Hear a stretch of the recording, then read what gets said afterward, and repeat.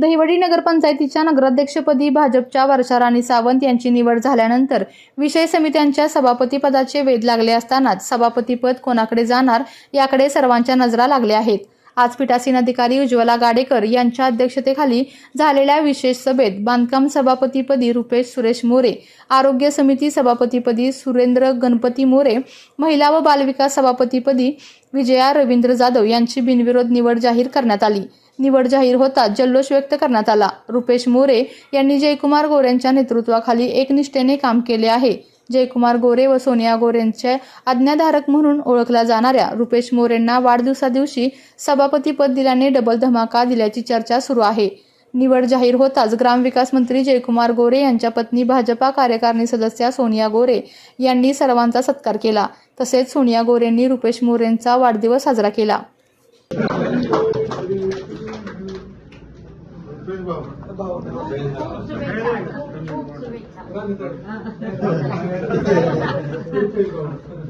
सभापती निवडी पार पडल्या यामध्ये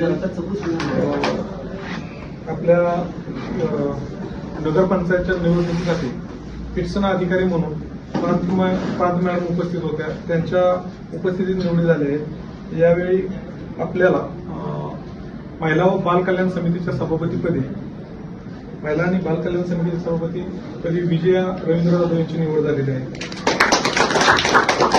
तसेच बांधकाम समितीच्या सभापतीपदी रुपेश मोरे यांची निवड झालेली आहे।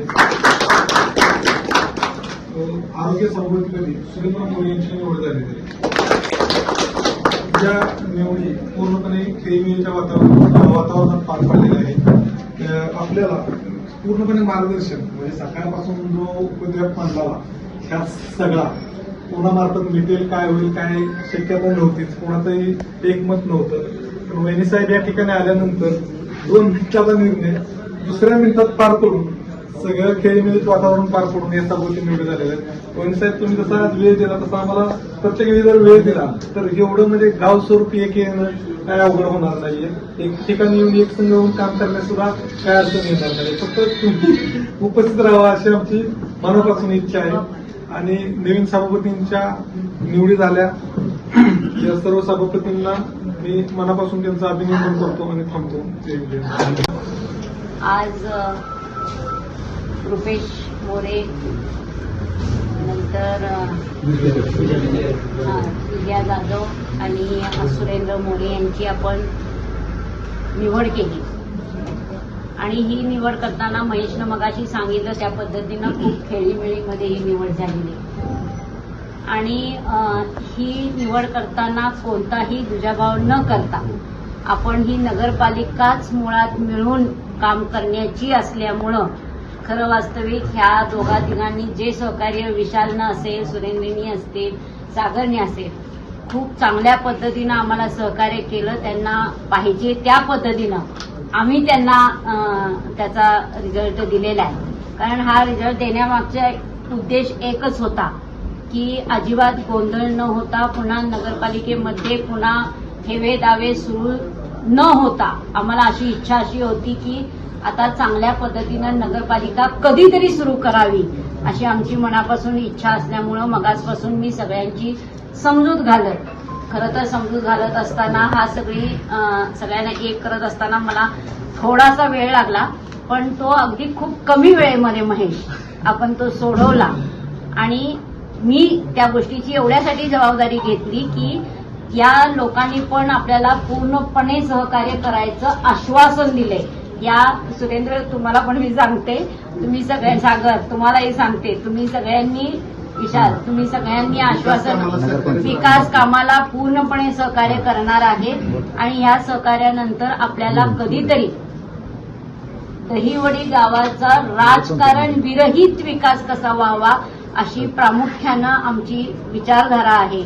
अगदी आम्ही ते डोळ्यासमोर ध्येय ठेवून आपण या दहिवडीत राहतोय आणि कधीतरी भविष्याचा विचार करता आपल्याला खरं तर विकासाचीच खूप गरज आहे। आणि कारण आपण तसं बघायला गेलो तर या सर्व दुष्काळग्रस्त भागातून आता आपण खूप चांगल्या दृष्टीनं चांगल्या विकासाकडे वाटचाल करत चाललेलो आहे आणि सुंदर दहीवडी करण्याच्या मागं लागलेलो आहे.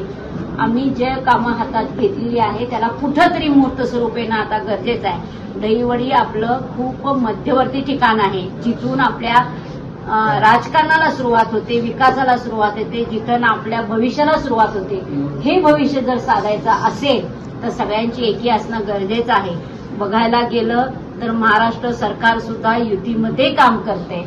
मग आपण दहीवडीनं का मागं राहावं? आणि हे या दृष्टीने जर विचार केला तर ह्या हेवी देव्यांचा काहीही उपयोग नाही. कारण आपण खूप छोट्या प्रमाणामध्ये इथं राजकारण करतोय आणि राजकारणामध्ये आपल्या सर्व गोष्टींचं आपण नुकसान करत जातो आणि हे नुकसान न होता विशेषतः आपण कसं दहीवडी सुंदर शहर बनवण्याच्या दृष्टीनं सगळ्यांनी मिळून काम करणं गरजेचं आहे. राजकारणाच्या जागी राजकारण होत राहील, पण विकास करत असताना सर्वसामान्य जनतेला त्याच्यामध्ये खूप मोठ्या प्रमाणात नुकसान होतं आणि ते नुकसान नाही होण्यासाठी आपल्याला ह्या एकीची अतिशय गरज आहे. आणि मी त्यांनाही आश्वासन दिलंय, महेशनं मगाशी म्हणलं की लक्ष घालणं खूप गरजेचं आहे. आता आपल्या खरं वास्तविक घरामध्ये मंत्रीपद आहे, आपल्या तालुक्यामध्ये मंत्रीपद आहे, म्हणजे आपल्या कुटुंबामध्ये एक मंत्रीपद असताना या मंत्रिपदाचा पुरेपूर जर वापर करायचा असेल तर सुरेंद्र, तुम्हाला खरं मनापासून विनंती करते सागर,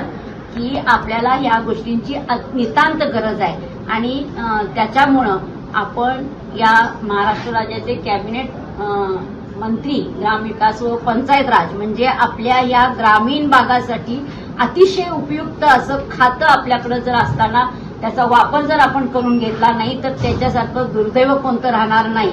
म्हणून आपण या सगळ्या दृष्टीने विचार केला तर हे पुढचे राहिलेले 4 वर्ष अतिशय सुंदर पद्धतीनं या विकासाला गती देऊ शकतो. आणि तेवढ्यासाठी आपण खूप चांगल्या मनानं चांगल्या गोष्टीने आपण या गोष्टीला सुरुवात केली पाहिजे. आणि आता तेवढ्यासाठी सगळ्यांनी सहकार्य करा. आम्ही प्रामुख्यानं मी भाग घेऊन यामध्ये काम करणार आहे, तर मला तुम्ही सहकार्य करा आणि आपण भाऊंच्याकडनं जितकी चांगल्या पद्धतीनं कामं करून घेता येतील तेवढं करूया. आणि सर्व खेळीमेळीमध्ये ही नगरपालिका कशी चालवता येईल याचा विचार करूया. खरं वास्तविक बघायला गेलं तर 7-8 महिन्यामध्ये सुरसाहेब आपले निवडणुका येणार आहेत, त्यामुळं डिसेंबरमध्ये निवडणुका येणार आहेत. तर आता आपण प्रामुख्यानं विकासाचा विचार करून आपण सगळ्यांनी त्या गोष्टीचा विचार करूनच पुढे जायचं आहे. तर तुमच्या सगळ्यांची साथ मिळेल अशी अपेक्षा करते. आणि आजच्या निवडीबद्दल, आजच्या या तिन्ही निवडींच्याबद्दल समिती ज्यांना सभापतीपद मिळाले त्यांच्या सगळ्यांना प्रामुख्यानं भाऊंच्या मार्फत आणि माझ्या मार्फत मी खूप खूप शुभेच्छा देते आणि थांबते. जय हिंद, जय महाराष्ट्र, जय महाराष्ट्र. आपल्या तालुक्यातील जिल्ह्यातील बातम्या सर्वप्रथम पाहण्यासाठी आजच सातारा न्यूजला YouTube चॅनलवर सबस्क्राईब करा, लाईक करा, शेअर करा आणि बेल आयकॉन प्रेस करायला विसरू नका.